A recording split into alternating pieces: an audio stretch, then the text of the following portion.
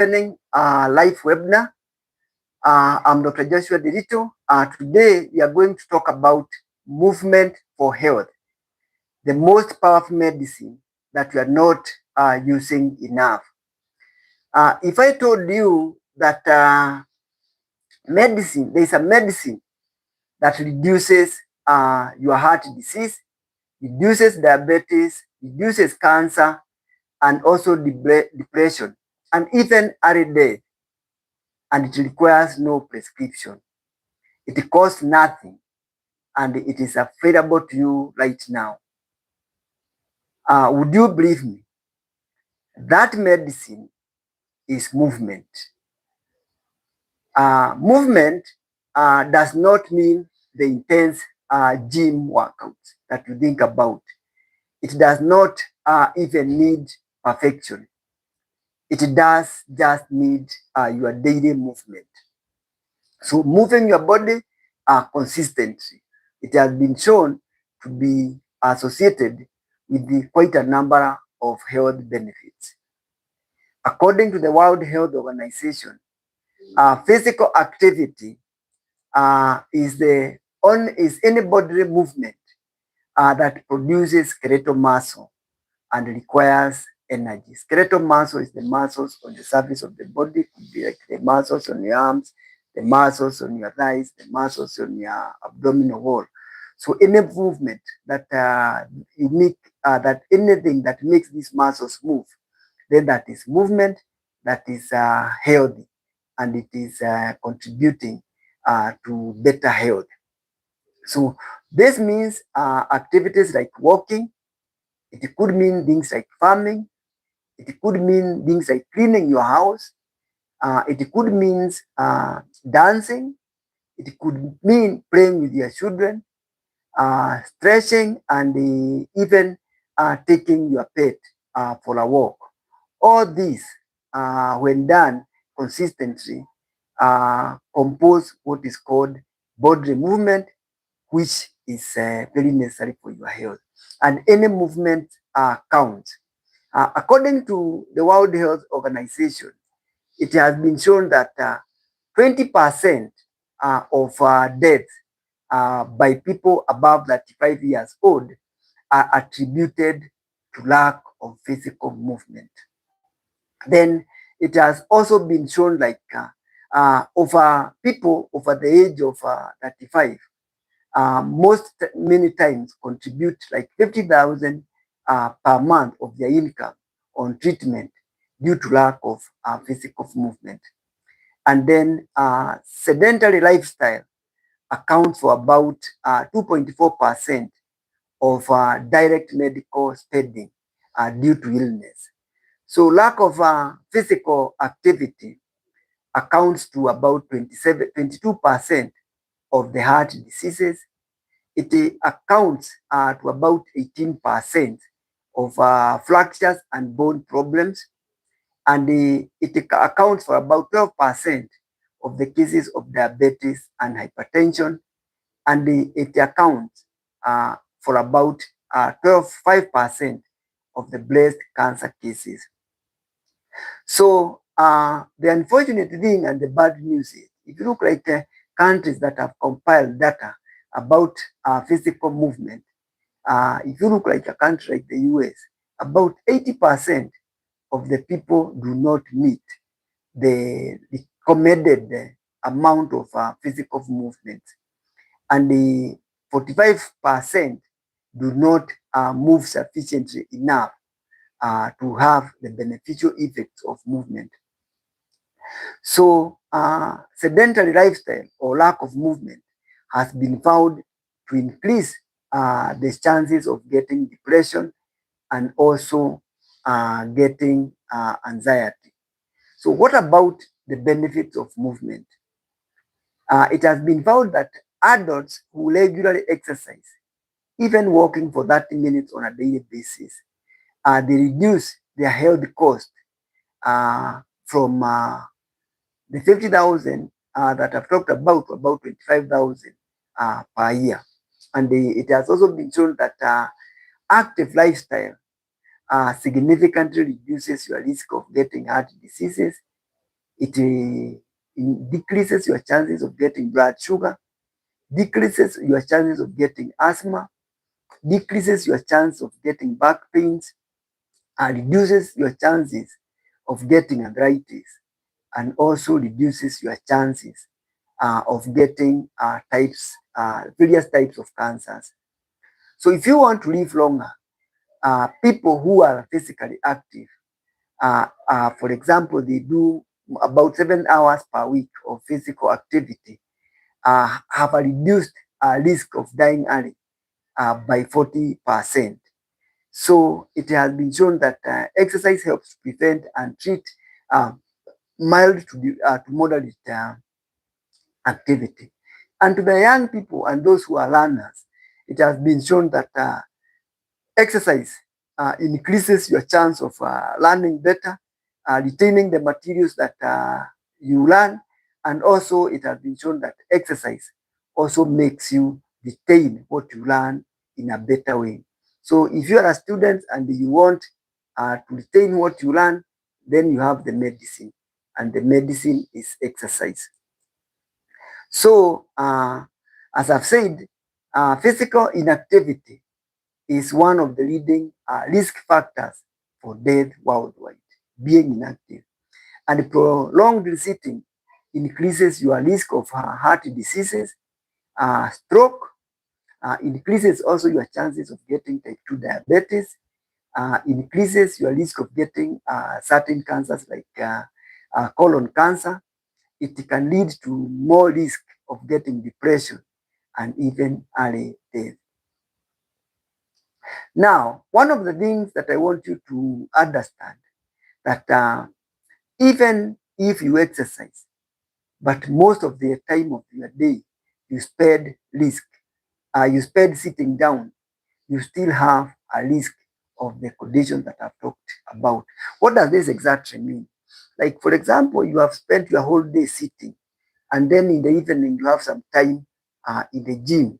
It still increases your risk of getting the heart diseases, the diabetes, the depression, and so the trick is keep moving. Keep moving. If there's anything that you have to do, is to keep moving. Move as much as possible, and it doesn't require any equipment. Just studying and sitting, just studying and sitting. As you continue the work, for example, you have worked for 2 hours, then stand and sit for several movements, or take a walk around the room or around the block, or you take a phone call when studying. It has a significant improvement in your overall health. So movement must be regular, not just occasional. So, let's look at the heart and the movement.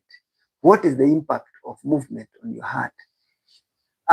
When you have movement regularly, it strengthens your heart muscle, it improves your blood circulation and lowers your blood pressure, and then it reduces the bad cholesterol. So research has consistently shown that adults who have up to 35% of movement, they reduce also their cardiovascular or the risk of heart diseases equally by 35%. So if you move regularly, you reduce your heart risk by 35%. So the heart was designed to move and to beat faster, and so movement makes your heart stronger. What about movement and your blood sugar and metabolic health? So movement turns muscles into glucose absorbing machines.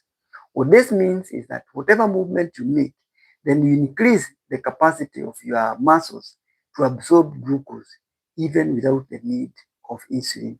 Although this is especially so if you eat and then you move for about 20 minutes. I've done a video on this, and you can find it more at the Overall Health YouTube channel on the importance of movement and the way it benefits you. It helps you lower your blood sugar, and it also reduces your insulin spikes. So movement improves insulin sensitivity, it lowers your blood sugar, and then it also reduces your risk of getting diabetes. And this is even without weight loss, just that movement, walking around the block. So just that minute of brisk walking daily reduces your risk of getting type 2 diabetes by up to 40%. Think about that. 40% reduction in your risk of getting type 2 diabetes. No cost, just regular movement. And so why not incorporate that into your lifestyle and into your daily routines? So movement is medicine that works at the cellular level, improving your insulin sensitivity and reduces your risk of getting type 2 diabetes. So what about movement and the brain? Movement is one of the most powerful antidepressants. So when you move, your chances of getting depression decrease significantly. So because movement increases your serotonin levels, the very good hormone, increases also dopamine, and these are brain growth factors. They help you to feel energetic. They help to increase the blood flow to your brain and think better. So evidence shows that regular movement uh, reduces your anxiety and depression, also improves your memory and focus. And I've said that it helps you learn better, and not only learn better, but concentrate and be able to focus and also be able to retain what you have learned in a better way. Then the most important thing, movement improves your sleep quality. So if you want to sleep tonight better, and if you want to sleep better tomorrow, then move for 30 minutes and make your day full of activities. You'll be assured of a good night's sleep. Then how do we look at movement and the aged people? Does it have a benefit? You find that as we age, movement becomes non-negotiable. Why is this? Physical activity preserves muscle mass. Remember, from the age of 30 years, you have progressive muscle loss, something we call sarcopenia because of age. But when you move consistently, you reduce the risk and the rate of this muscle loss. Then when you move, you strengthen the bones of your body. And this reduces your risk of osteoporosis, reduces your risk of getting fractures. And then the good news, it also improves your balance so that your risk of falling down is also reduced significantly. And so it reduces your risk of falls, reduces your risk of fractures. So you can see how movement it is important, especially for the elderly, helping them improve their brain capacity, helps them improve their muscle mass, reduces their falls of fractures and falls, and makes them retain their mental capacity. So aging is inevitable, but disability is not. So you age, but you don't have to age frail. You can preserve your muscle mass, you can preserve your heart capacity, you can preserve your movement and your agility by exercising. So I've talked about movement. How much movement do we need? The World Health Organization recommends that we have between 150 to 300 minutes of moderate activity per week. And if you want to do intensive vigorous exercises, then 75 to 150 minutes of vigorous activity is adequate. Then you can do muscle strength more than 2 days, between 2 to 3 days in a week. And then you can also do stretch exercises to improve your mobility 2 to 3 times in a week. So what I'm saying is the pillars of movement for any grown person and even our children is aerobic exercises, which is movement. We need strength exercises, and then we need the third pillar of movement is flexibility, body movement, trying to do stretch ups, like just bending, that is stretch ups. It helps maintain your flexibility. So, and then try to mix your movement in the course of the day. It doesn't have to be a one big dose at the end of your day. Keep this movement consistent, small. You can do 10 minutes of walking. You can do 10 minutes of climbing the stairs. You can do 10 minutes cleaning your house. All these counts at the end of the day. So the World Health Organization is very clear. You don't need perfection. What you need is the consistency. And as I always say, consistency beats the intensity. Don't wait at the end of the day that you have a 1 hour gym. Keep the movements in the course of your day. They all add up and they keep you healthy. So even 10 minutes of any movement matters a lot. One of the things that has been found to be very beneficial is the small steps that you keep making on a daily basis. I know I've talked about the importance of the 10,000 steps walk, but you don't have to do the 10,000. If you can do up to 7,000 steps in a day, which is about 3.5 miles of movement in a day, it has linear uh, benefits. The more you do it, the more the benefits. The steps increase linearly, the benefits. So this movement of making this movement, they reduce your risk of early death by 47%.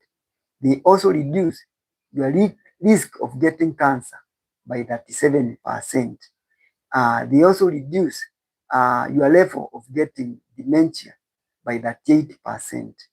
They reduce your risk of getting a heart disease by 25%. And they reduce your risk of getting type 2 diabetes by 14%. And movement reduces the risk of falls in older adults by up to 28%.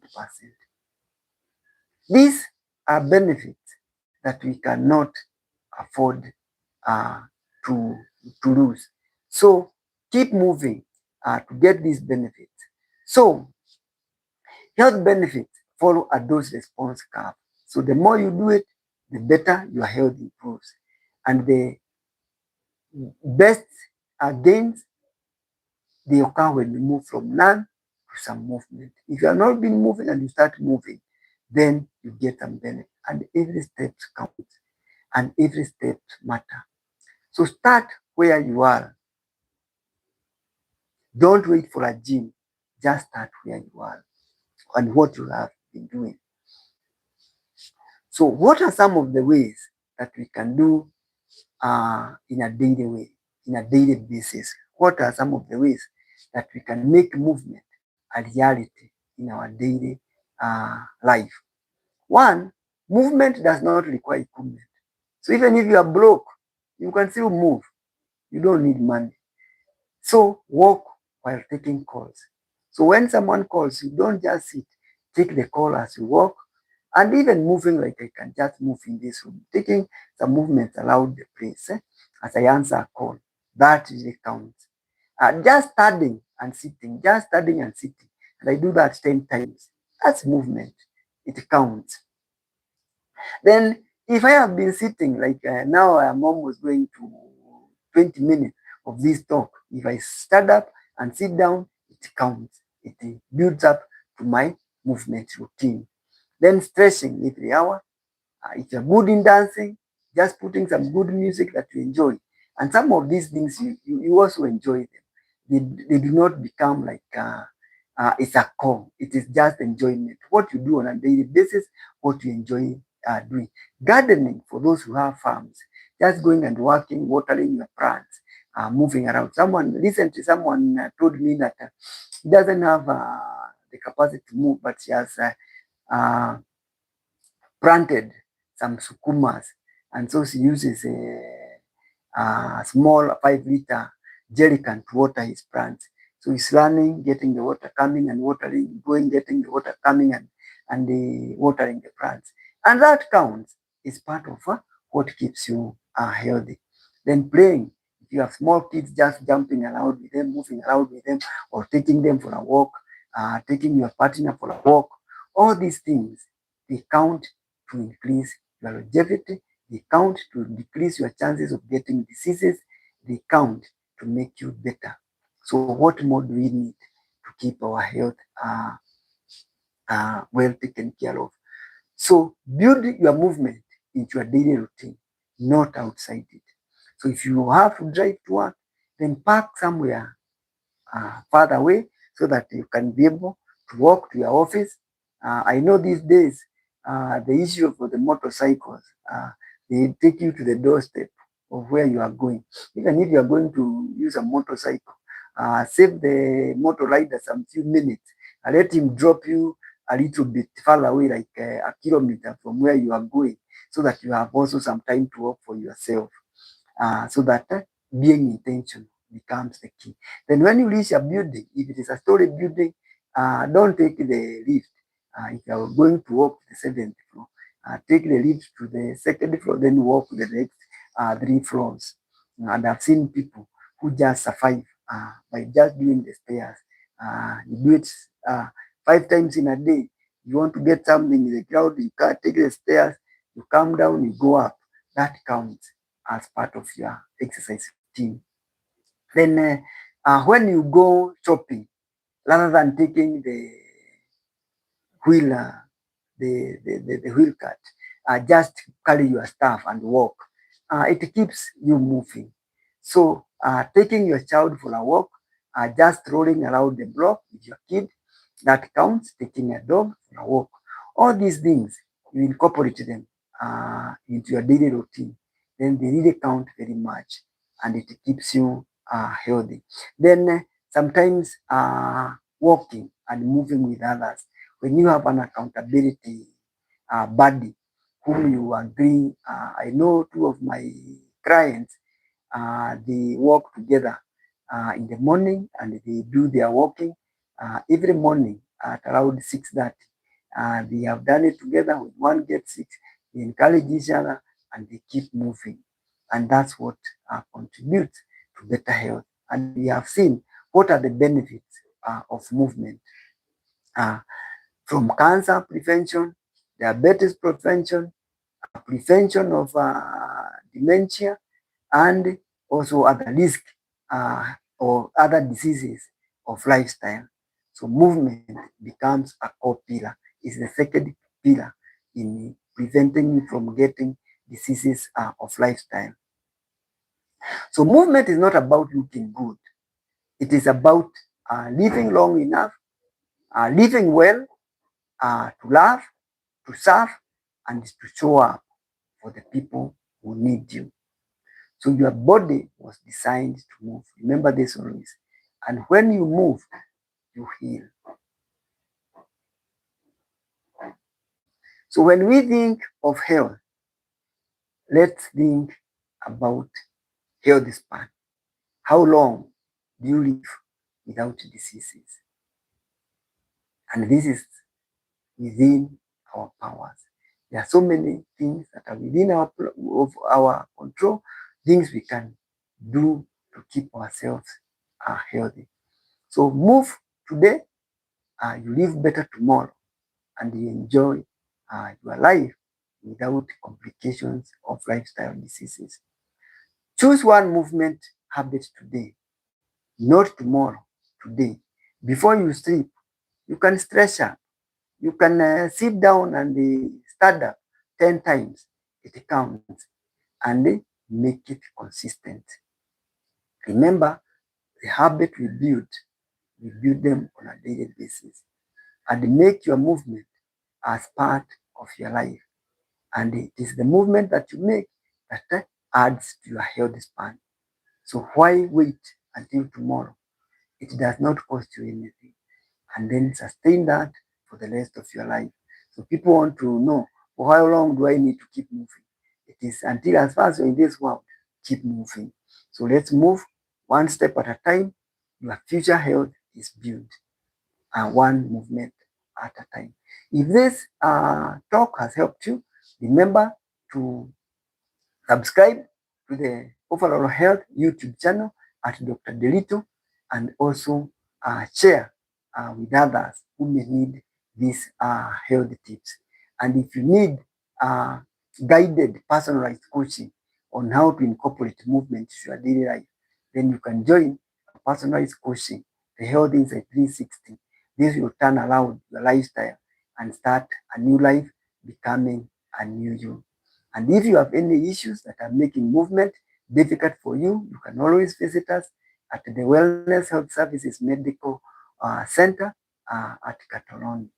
There are 7 pillars of healthy span, and this is the second one that I've presented there. So we meet next Sunday at the same time as we talk about the importance of sleep in your lifestyle. So I take this opportunity to welcome any question that my viewers might be having.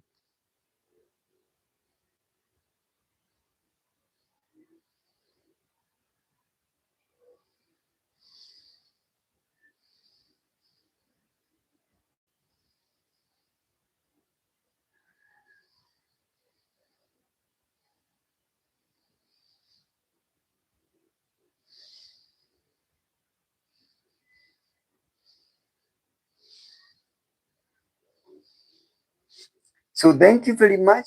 Thank you for joining this live.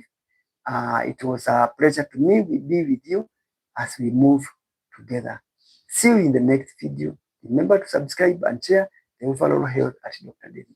Thank you very much. Enjoy the rest of your evening.